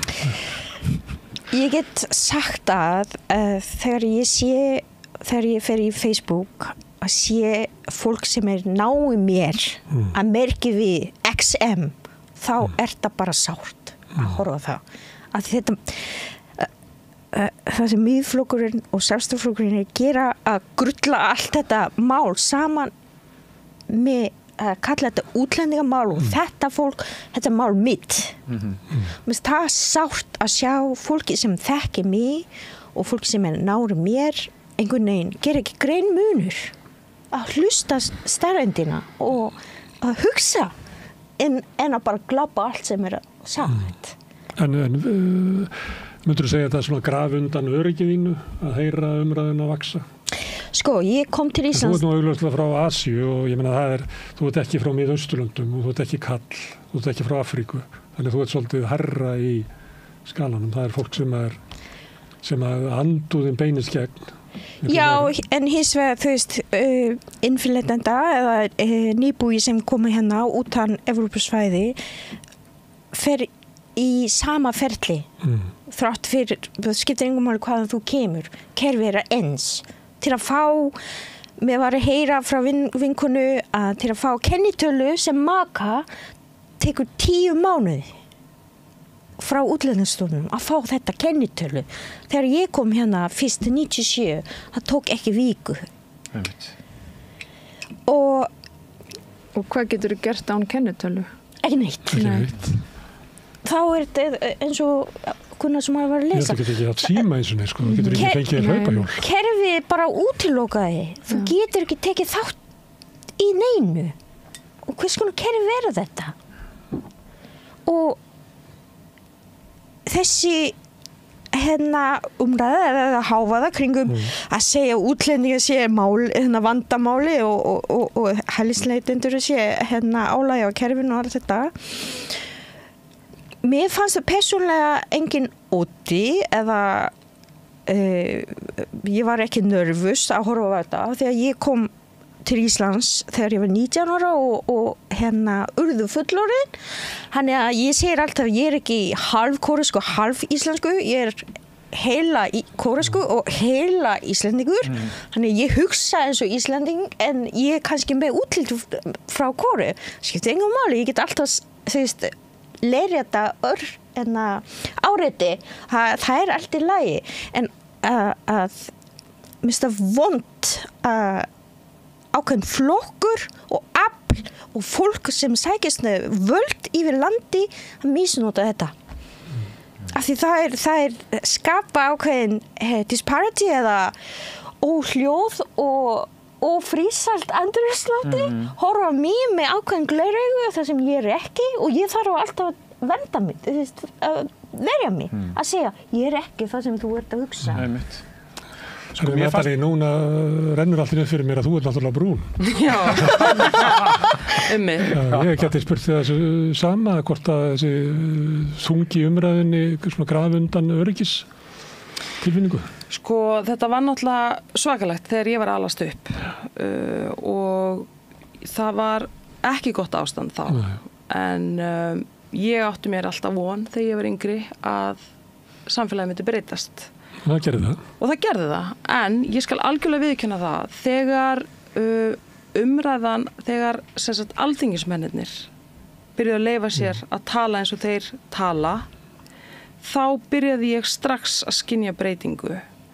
Og eins og Sigmundur Davíð Gunnlaugsson hefur gert einmitt eins og þú segir, hann blandar, hann setur allt í einu púlju, hann blandar öllu saman, þannig allt í einu bara orðin einhvers konar ein stór ógn. Innflytjendur, skipulög, glæpastarfsemi, bara útlendingur bara, þú ert ógn og ég verð að viðurkenna það og það var alveg ótrúlega erfitt moment þegar að ég lifi bara mjög fábrotnu lífi þessa dagana, það sem ég bara í skólanum og svo ég að læra, það sem ég þurfti að fara aðeins út fyrir minn hring og þá fann ég aftur fyrir þessu gamla 80s staran komin tilbaka og að því ég þekki hann svo vel að því ég er búin að fá hann svo oft og það þessi stara, hvað ert að gera þetta? Og fyrir mig sem er búin að búa þetta sem var síðan ég var 3 mánaða, það er að tala um þetta, það er mjög sárt. Þannig að það skiptir máli hvernig þeir sem að ráða og eru í efsta stiginu, hvernig þeir tala, af því að það hefur áhrif á hvernig hinir leyfa sér að tala. Þannig að þetta skiptir máli. Þar af leiðandi, svo við bara förum aftur yfir í bara hvernig stjórnarmyndina verða, þá er ég mjög óttaslegin ef að Miðflokkurinn kemst til valda af því að mér finnst þessi umræða ekki vera viðeigandi af því hún hefur áhrif. Og bara grefur undan öryggi borgarana, það bara þannig. En mér fannst jákvætt að sjá, engu að síður, í þessu mælingu sem voru gerðar á sko hvaða mál, skipta kjósendur máli. Fáir sem að lögða. Þá fannst mér mjög gaman í rauninni að sjá hvað þessi útlendingamál skoruðu lágt og að sko þessi... En á hverju fáðu þetta stjórnlausa rými í umræðinni? Af því þetta skapar ótta. Þú veist að búa til ótta og ég fann það bara þegar amma mín, blessuð sem minning hennar, var á lífi, þá stilti hún ákveðna útastöð sem ég bara þarf ekki að nefna. En það sem að gerði það að verkum, þetta var einu sem hún hlustaði á og þetta keyrði upp óttan hennar, þetta keyrði upp kvíðan hennar og hún var orðin svo óttaslegin, hún náði alltaf andanum. Þannig þegar hún fór á hjúkrunarheimili, ég hef með eina ósk, ég sagði, Bylgjan, Rás 1, that's it. Og sko... Eins og Rás 2? Nei, það er að poppa. Nei, bara, þú veist, ég var allavega með bara, ég var með skýr skilaboð já, ég var bara með skýr skilaboð og ég meina þetta voru samtvinnandi þættir en sko hennar síðasti tími á þessari jörðu, hann var friðsæll, hún var laus við óttan, hún var ekki lengur í þessu, þú veist, það var ekki stöðugt verið að keyra á hana þessari ógn, að það er ykkur útlendingur, það er ykkur utanakomandi aðili að fara að gera þér eitthvað vont. Leið og þessi umræða og orðræða var farin út úr hennar lífi, þá hætti hann að pæla í þessu og allt í hennu bara varði einhvern veginn allt miklu friðsælla, skilur við. Þannig að það sem ég reyna að segja er að þessi orðræða hefur áhrif, hún elur á ótta, hún elur á sundrungu og það skiptir máli hvernig við tölum við hvort annað. Og ég verð að nefna þegar Þorgerður Katrín sagði við í kappræðunum að strákar hætti þessu. Já, það er mjög flott. Ekki blanda þessu í einu drullmalla og tala eins og velmennta fólk sem ætla að stjórna landi. Mér þetta umhugsunarvert, það sem þú ert að segja, hvort RÚV leyfir þessu. Af því að RÚV að mínu mati leyfir líka að varandi forystu viðtal sem kom af kosningum. Mér leið eins og RÚV tók puntana frá Facebook kommentunum, svona ekstrím kommentunum sem að gagnrýna hver sem hvort það Þorgerður Katrín eða Miðflokkur eða hver sem og spurði þannig spurning í staðinn að spyrja spurningar sem skiptir máli, heldur endalaust tróða út úr eitthvað svona illa hugsa svona frasakennda gagnrýni á stefnumót eða stefnu eða hvað sem Mér finnst þetta slæmt. Af hverju RÚV ger ekki sína vinnu og spyrir almennilega spurningar en ekki fólki tala í kaffistofunni. Og ég er búin að gleyma hvað þetta En þetta er mjög góð spurning af því að það er akkurat, þú veist, fjölmiðlar eiga sína hlutverk fjölmiðla eins og ég skildi þetta eiga sína aðhald og eiga sko spyrja gagnrýna spurninga og RÚV sem ríkismiðill á að sinna því hlutverki. Þannig að mér finnst bara, já, ég tek undir sem þú varst að segja. Mér finnst þetta gott líka með óttan vegna þess að, þú veist, ég held einmitt að mjög margir stjórnmálaflokkar svona aðlega á sem ótta samanber Miðflokkurinn að þetta nefnilega það sem heldur fólki veist, það sem amma þín var og þess vegna ég búin að slökkva einmitt á fréttum sko því að ég þarf þetta ekki mér langar ekki í þetta að þetta einhvers staðar fer þetta inn í undirmeðvitundina þína sama hvað. Kveikir samt stundum á Fox News. Það er mannfræðilegt, sko það er mannfræðileg könnun. En þú veist, ég hef alveg séð RÚV fréttir sko, en ekki mikið síðastliðin 2 ár. En ég man að það mér líður betur. Já, ég skil það. Varandi þetta hlutverki RÚVs og ótta drifin þetta umræðu og ramma út þetta líka mjög slæmt. Það er mjög endalaus gagnrýnt menntunarkerfi að börnin okkar samkennd hjá börnunum okkar sé minna heldur var einhvern tíma. Mér finnst þetta hræðilega sjóandi, ég sá þetta líka. Já, langt tíma síðan. En hlusti bara hvernig fullorðið fólk tala í sjónvarpinu. Og þau ekki vera fyrirmynd. Þau tala bara eins og ég veit ekki hvað. Það er bara engin virðing.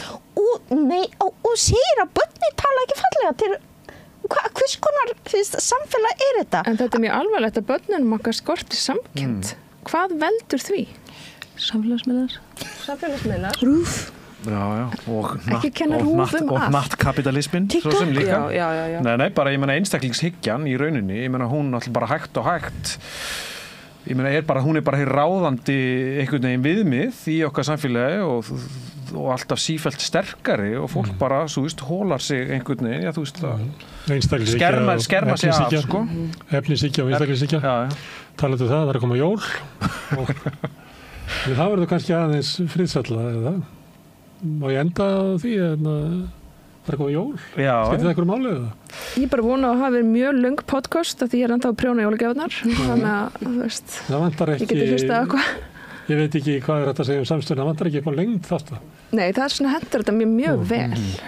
Þetta eru margar lambusettur. Já.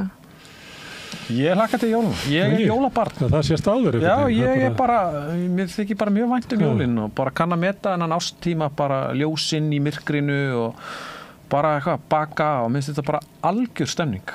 Gott að fá þetta svona eftir kosningar og það. Já, þetta er eiginlega. Það er svo gaman líka að eiga börn á jólunum. Það er svona nýtt, svona, þú veist, kemur þetta aftur. Já. Kemur stemmingin aftur. Ég er með afabat sem er eins og háls. Hvílíkt ásend. Já. Það er mild og fríður. Og svo er ég svo ánægð með Íslendinga, eða allavega ég er hérna í Reykjavík, að búið kveikja svo mikið og svo snemma á jólaljósum. Já. Ég vona að það slökkvi seint. Þetta eru ekki jólaljósir, þetta eru bara skammdegisljós. Skammdegisljós, já. Ég er saman, þetta er rétt hugsun. Þetta hjálpar svo mikið, sko. Er jólun góð? Þetta er hátíð barnanna og ég samgleðst með þeim. Íslensk jól? Sko, ég er frá Asju og foreldrar mínir er ekki bara konservatív, heldur líka buddha-trú og trúleysi og það þess að það. Þannig að ég finn mjög mikið tókstreita milli minn og hátíða andlitsloft í samfélaginu. Þannig að ég gerir mitt besta til að finna bjart hlið og varandi jólaljós að skammdegi er að dagurinn að lengjast og ég er einhvern veginn stilla inn á það og fagna jól með barninu mínu sem í einhver svona ró. Jóli geta náttúrulega verið bölvað stress og hamagangur og efnishyggja og... Já, ef maður leyfir þeim að vera það. Já. Herðu, ákaflega gaman að fá ykkur hingað að spjalla fréttir vikunar og ýmisleg mál samfélagið. Við það vera mjög áhverð gaman að fá innsýnin í suður-kórísk stjórnmál. Já. Tjong. Takk fyrir. Alli, Vera og Natalie, kæra þakkir. Og hlustuðu þakka fyrir að staldra við og breyta þessu samtal okkar í fjölmiðlum minni á eins og ég gera ofta. Það má finna efnið okkar víða, það má finna það á Facebook, á YouTube, í öllum hlaðvarpsveitum, í útvarpinu 89,1 á FM. Það má líka sækja þar útasendingar í spilaran, spilar.is og netinu og spilar líka app sem má hlaðanur í síman og hlusta á samstöðun og allar íslenskar útastöður hvar sem er í heiminum. Við erum komin í sjónvarpi til þeirra sem svo heppin að skipta við síman. Það er númer 5 á fjarstýringunni, kannski ef þú vill, ég veit það ekki. Munu önnur fjarskiptafyrirtæki bjóða upp á efni frá samstöðunni 24 tíma sólarhrings, 7 vikunar, allan ársins hring, samfélagsumræða við þetta rauða borð og í öðrum þáttum samstöðunar. Það sem drífur samstöðuna áfram er sá hluti áhorfenda og áheyrenda sem hafa gert áskrifendur. Það kostar bara 2.500 krónur sem er satt að segja lágt verð, eða hlægilegt. Það kostar næstu 10 skall að vera áskrift á morgunum. Ef þú ert slást í hópinn, þá getur þú farið inn á samstöðun.is, það er hnappur sem ástendur áskrift, það getur þú borgað 2.500 krónur eða mátt borga meira og vilt og þeir sem að kjósi getur látið áskriftina renna sem félagsgjöld inn í Alþýðufélagið og það er Alþýðufélagið sem á og rekur samstöðuna. Þetta er nóg í bili.